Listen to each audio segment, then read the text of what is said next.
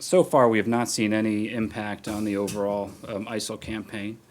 As you know, I mean, Secretary Kerry here was on the phone almost all day yesterday. We are encouraging de-escalation, because anytime you have regional polarization, regional escalation, it obviously can cause difficulties, and it opens up seams for extremists on all sides to take advantage of the situation.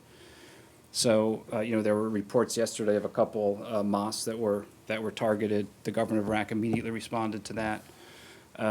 So I would say so far we have not seen that type of impact on the overall campaign.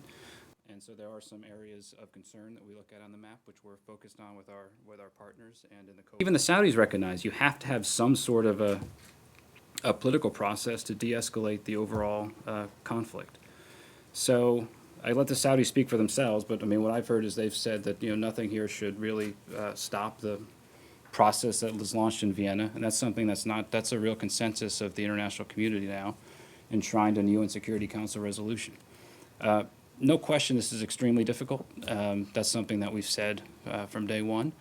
But you have to bring all the external actors to a table and then the internal actors to a table. So we've gotten all the external actors together really for the first time since the Civil War started, and now we're working to bring the internal actors together to a table later this month.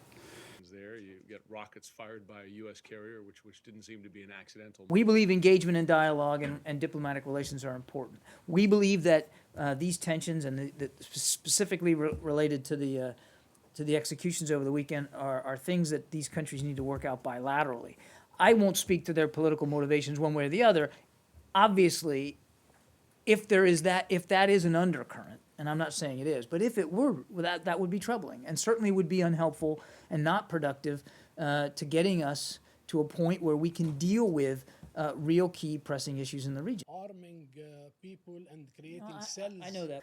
Ultimately, these are decisions they have to make. We understand that too. These are sovereign decisions. Countries get to decide for themselves who they're going to talk to and who they're not going to talk to.